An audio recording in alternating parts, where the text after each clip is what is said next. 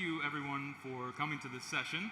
Super excited about this. We've got a great presentation we want to talk about, an actual use case with one of our great customers, and also showing a quick demo of one of our newest features at the end of the presentation. So to introduce myself, my name is Joey GASPIERIK. I'm an enterprise account executive at ANSWERROCKET. I've been with the company for 6 years, working with some of our global partners, trying to solve very complex challenges related to data analysis. And I'm joined here by one of our top partners, Chris Potter with CPW. Hi, I'm Chris. I look after the Global Applied Analytics team at CPW. And what I mean by applied analytics is we take the data and we apply it to business questions, and we answer those business questions using insight rather than guesswork. So, who are CPW? Well, we're quite possibly the biggest FMCG company that you've never heard of. We're a 50-50 joint venture between General Mills and Nestlé. We serve breakfast cereal to over 130 different markets around the world outside of North America. And you may well have one of our brands in your cereal cupboard at home at the moment. So why are we here? We want to tell you about the story of how we got to start working with ANSWERROCKET. Like many of your businesses, we've got loads and loads of data, and as an FMCG company, we're regurgitating that data on a monthly basis. That means we've got loads and loads of data, but not enough time to analyze it all. So what did we do? Well, we started with cumbersome manual processes, creating Excel spreadsheets, static reports, no trended data. And what that meant was if we had a big question to answer, we would pull data using SQL code. And what that meant was it was hard to get quick answers because it meant we lacked agility. Now, what that means is as soon as you start delaying in terms of the data, people start to guess. And we had that problem that we put to our parent, General Mills. And they had a supplier day where they introduced us to Joey. And Joey had me on, as soon as he mentioned augmented analytics. Joey, I think you should tell everyone. Yeah, thanks, Chris. Didn't have you at hello, but I had you at augmented analytics. That's absolutely important.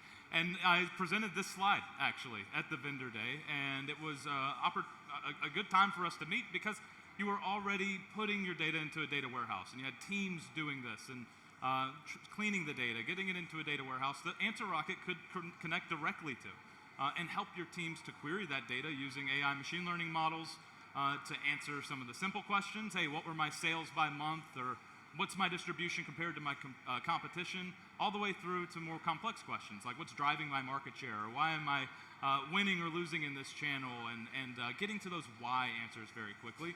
And helping your business users do this, right? Using natural language instead of SQL queries like you mentioned. And when we brought this to the teams, it really took you from this traditional way of doing analysis into the augmented analytics world. And just touch on that for just a minute. Yeah, absolutely. This was more of a before and after. So asking questions, as we've both mentioned, was all about SQL queries. Every time there was a question, there was a new data pool. It was a nightmare. Now, it's all about natural language, asking that question quickly, being able to get that trended analysis as soon as you type in that question. Understanding the why. We were spending a lot of money on the data, and also our data agencies were analyzing it for us, which was a really, really difficult thing to sell to the business. So what ANSWERROCKET's been able to do, and augmented analytics is able to do, is give us a self-serve driver analysis. And that self-serve driver analysis enables us to redeploy some of those funds into a better place to get some better insights. Now, automating analysis, as I mentioned, it was all about static dashboards. It was all about just understanding what's going on and not getting to the why.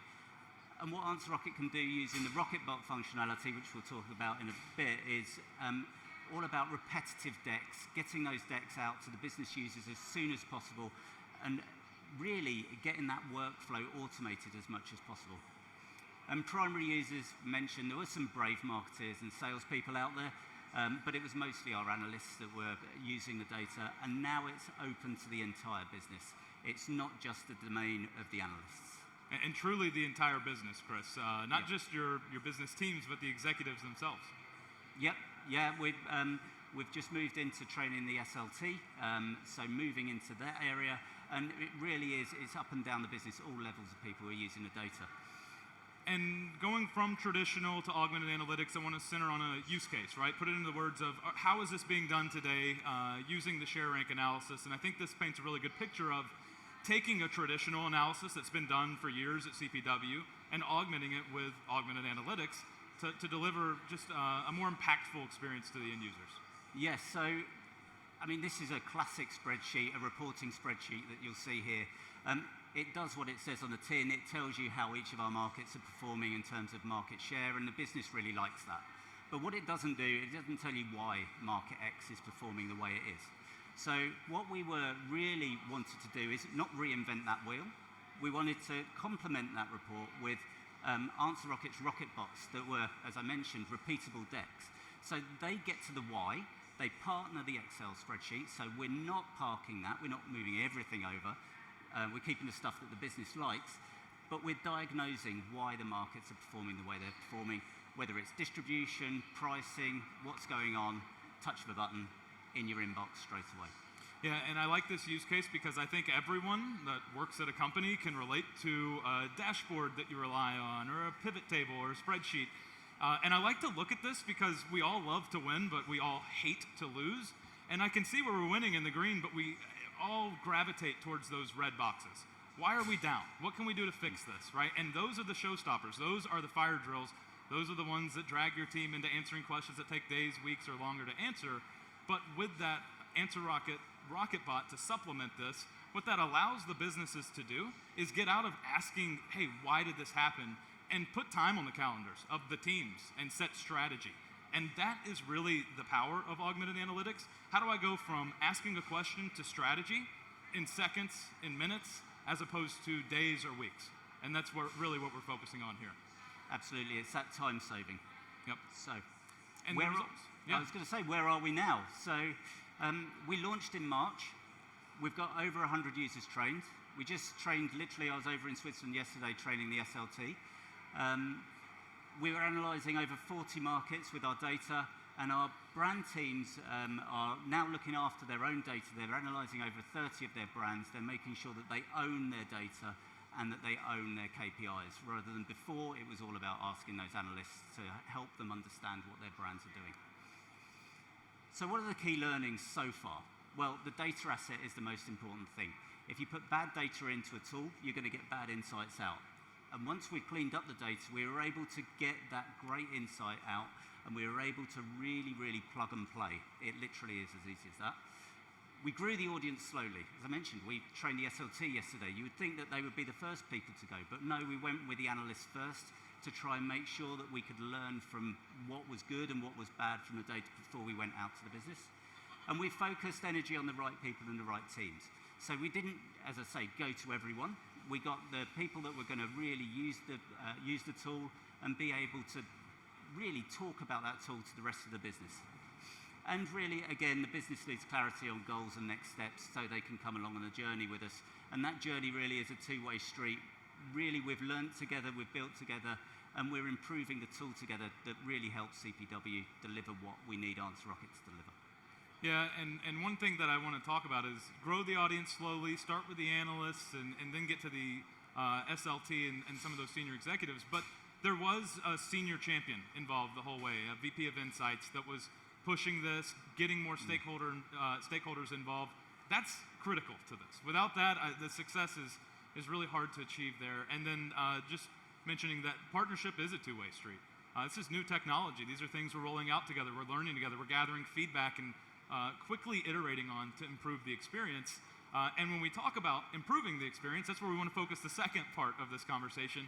And that's really when generative AI hit the scene. Because, Chris, that happened right in the middle of our partnership. And there were a lot of questions of how will we leverage this and how can we use this to make the experience better. And when you look at this visualization here and the large language models and what they bring to the table, they're really good conversational tools.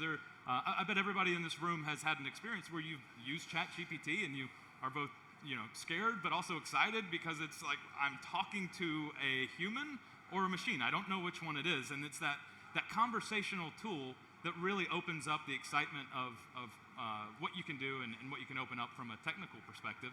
And then paired with an augmented analytics solution like Chris was talking about and how we've rolled that out across CPW, really creates this ability of a chat-based analysis, a chat-based assistant.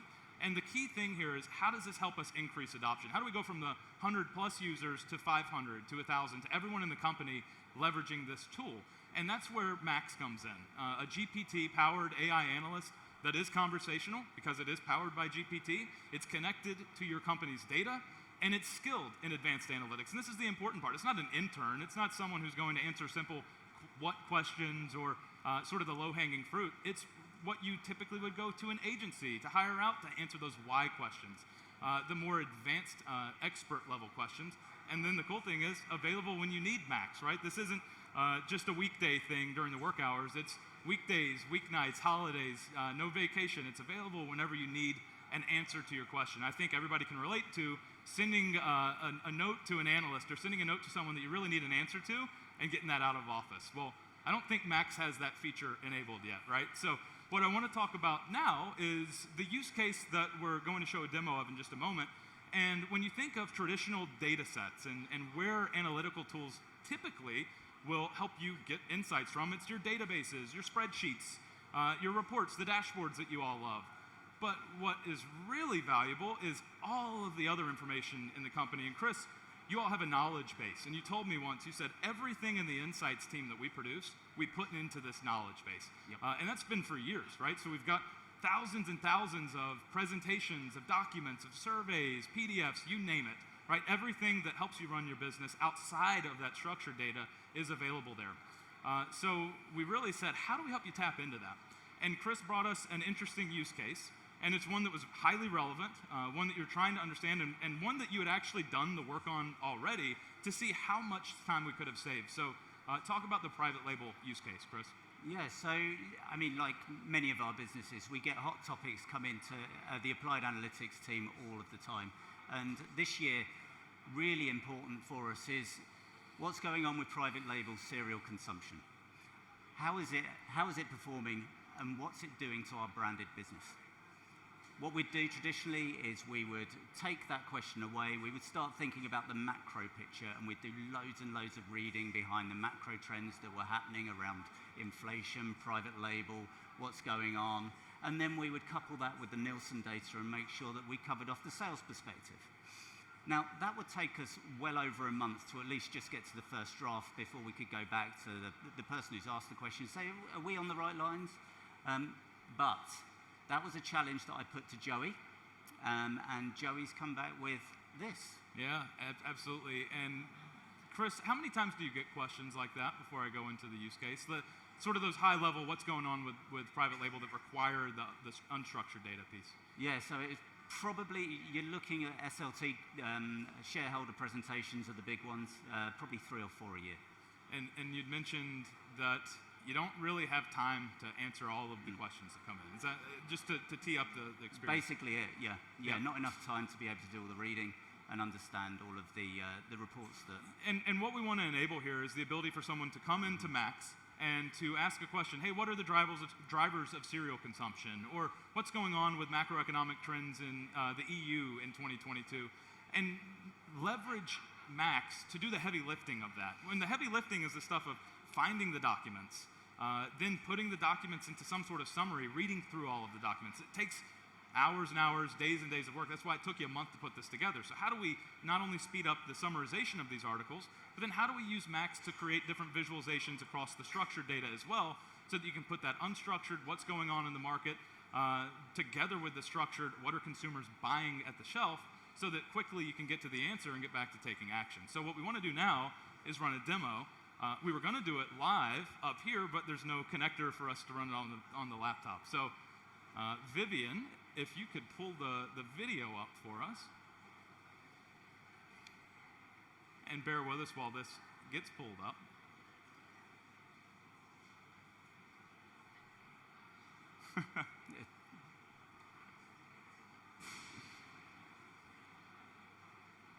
I think just hit the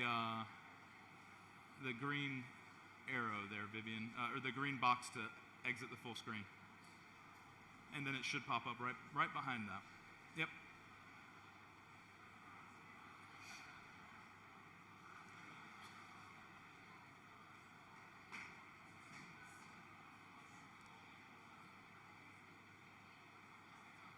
Yeah, exit full screen. There you go. And then you should be able to drag the screen down from the top. Uh-oh.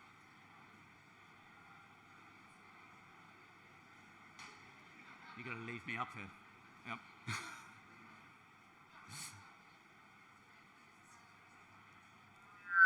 Oh, you got it? Okay, here we go. So, you want to go ahead and press play. What we're going to do here is you can see, Max, we've asked what events influenced the EU economy in 2022?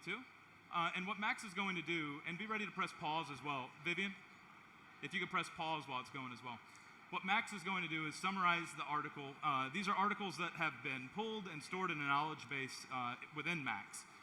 So you can see the first thing is it says in 2022, several events influenced the EU economy, and it's pointing out the Ukraine war, right? And talking about how that war disrupted trade and caused a rise in energy prices, particularly in Europe, and led to tighter global financial conditions. On the second line, you see that it also had implications for inflation, and the rise in energy prices resulted in higher consumer price inflation, which, Chris, is something that I think we've all seen, right? So you understand that is definitely a key driver in the time period, but also European economies, especially those bordering Russia and Ukraine, have been hardest hit by these developments. So overall, a high-level macro condition is the disruptions caused by the war in Ukraine. You can go ahead and press play, Vivian. Vivian, yep, you can hit play. And you'll see that we sort of come to that conclusion here at the end. Now, the second question that I'm going to ask is sort of a follow-up to this. And just give it 1 second as we get into the search bar and talk about what are some other topics that we could find here. Other topics of note that could have changed consumer behavior in the time period. So just like that first question that we asked, Max is going to take this once we press enter, try to find the relevant document, which you can see was cited there. It says page 28 of a PDF. If you clicked into, you would be able to view that PDF in its entirety. And ultimately, it says, hey, there's several important topics that influence consumer behavior. And this is where it really gets interesting. One significant trend was the increased intention among consumers to pay a higher price for environmentally friendlier products, right? The other thing was a shift in online grocery. And Vivian, maybe hit pause on this piece. Now, what's interesting to me, and me and Chris were looking at this, is it says price sensitivity also increased. So not only are consumers buying higher price products and moving to premium products, but they're also price conscious. There's price sensitivity going on, especially among lower income consumers. And when I saw that, I thought it was contradictory. Well, it says they're moving to higher price, and it says they're moving to lower price, and then I told that to you, Chris, and you keep a pulse on that market of what consumers are doing, and it made sense. Yeah, it does, because what we tend to see is people move out of the middle ground, and they tend to go either premium or they go into the discounters and look for budget. So that really does make sense as a terms of a macro position versus what we know from our own market data. Yep, and let's go ahead and keep going with the demo here. As you can see, we get several articles cited at the bottom of this as we go down. And just give it a second. Recorded videos are always... Yeah, that's right, yeah. And you can see all of the different page 20, page 24, page 19. The document that supports this is hundreds of pages. It's a very large document. So being able to pull insights out of this quickly, like we talked about, is very important. Yeah, and I mean, as I was talking earlier, that challenge is all about that reading and how long it takes you to get to those insights, and knowing that where it is within the document and it's pulling back the summary is going to really save us a load of time when it comes to pulling those macro bits. And then finally, the last question that I'll ask is relevant to the structured data. What were the drivers of sales? So not only are we connected to the documents and the PDFs, we're connected to the structured database where the sales live for this time period, right? Where it says we looked across 127 manufacturers, almost 1,000 brands, and all of the markets. And the category with the highest impact on increase was private label manufacturers, right? Second was private label brands, so the other brands that were driving private label growth. And then the third big driver was Germany.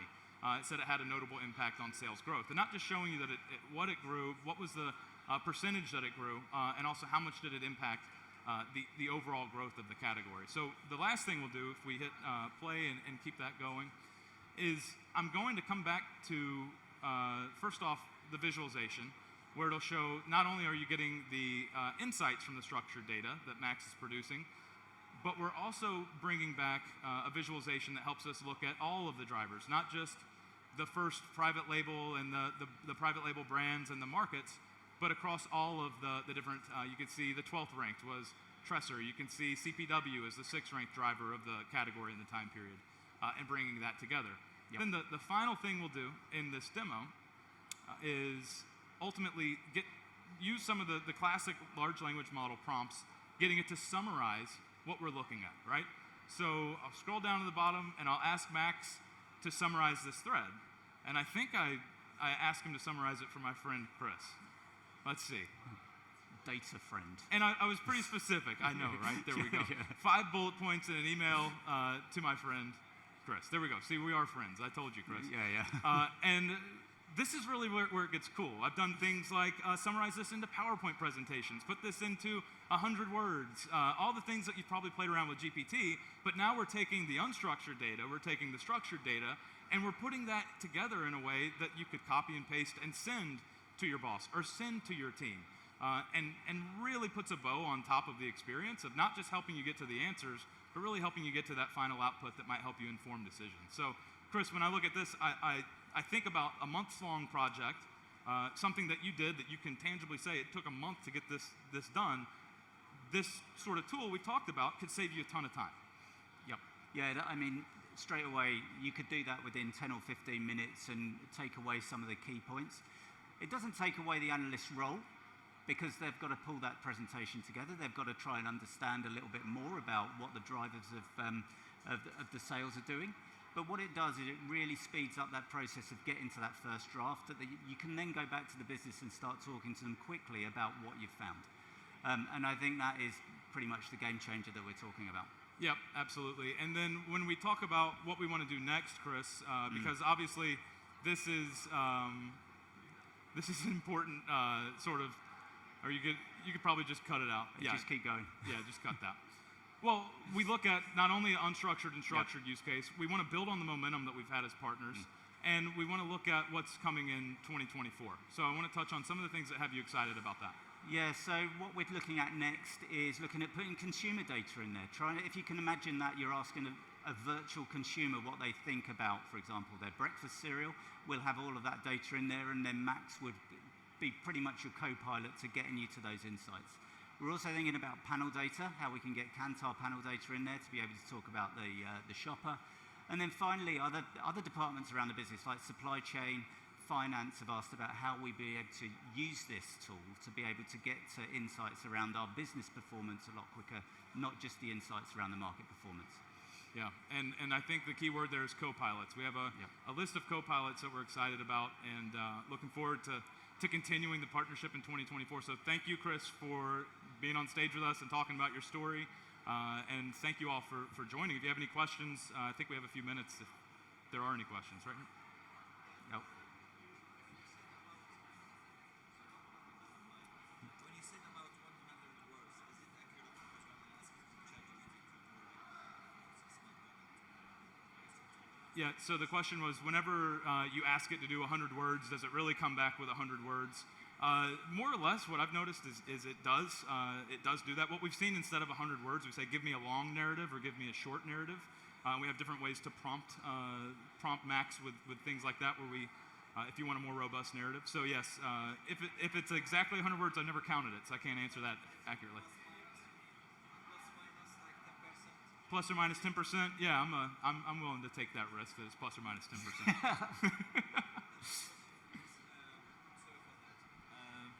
We have the AI hallucination and the problem of AI hallucination. Yes. And with this analysis, because I check the ChatGPT very much, and I'm a specialist in AI hallucination, to be honest.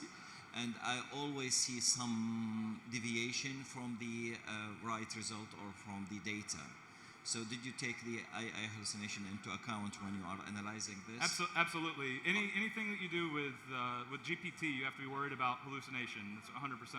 But what we do is we actually ground all of the answers that we're bringing back in facts, right? So we use our augmented analytics engine. Again, we've been building that for 10 years. That is, at its core, taking natural language, turning it into queries that are going to bring back facts to the users. And that's been validated by global partners like Chris and others that we've been working with over the past decade.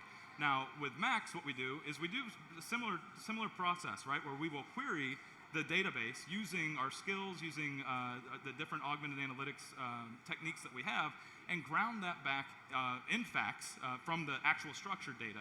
For the articles that we're pulling back, we use a technique that's called RAG, which I would say stop by our booth and you can talk to our CTO about that in more detail.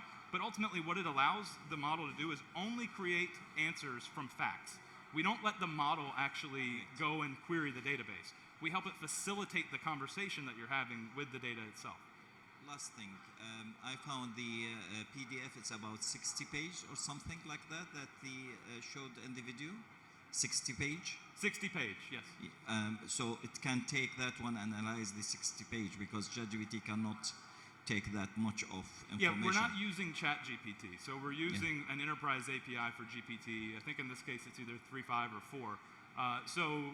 There's different barriers that we're able to get around. Because yeah, if you tried to load, I would never say load any company documents or anything to ChatGPT. I would work with sort of a trusted partner that can help you analyze structured and unstructured data. So yeah, we were able to get many different. There's hundreds of pages in that one document that we're able to get in. Great. And if you're familiar with how or curious about how we did that, stop by our booth and we can tell you in more detail. Definitely. Thank you very much.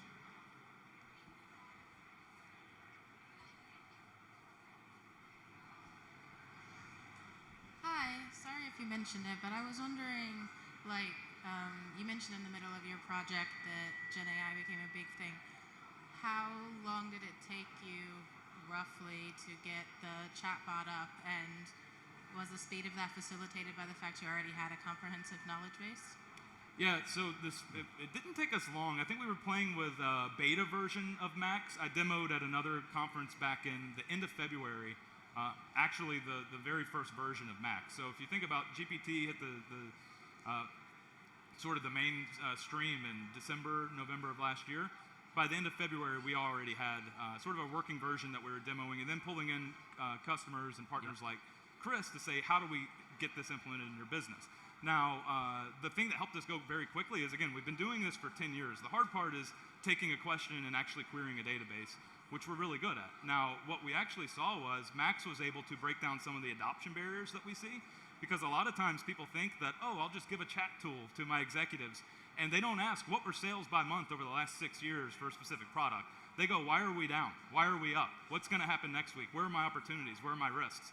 Those are really difficult questions to answer unless you have a large language model to facilitate what are you trying to do? What is the performance metric, right? What are the things that are important to that question that I need to pass along to the database? So the passing along to the database piece was really easy and convenient for us because we've been building that. Max just makes it so much easier to facilitate the process of taking a complex, why am I up question and converting it to a query that can help you take action in the market. Yep. I think that's it. Yeah, thank you very much. So if there's any other questions, or if you want to see the actual hands-on the keyboard demo to see that this wasn't, just smoke and mirrors, come by the booth. We'd love to show you. We'd love to talk about how we're doing this with a lot of our global customers. Thank you very much. Thank you.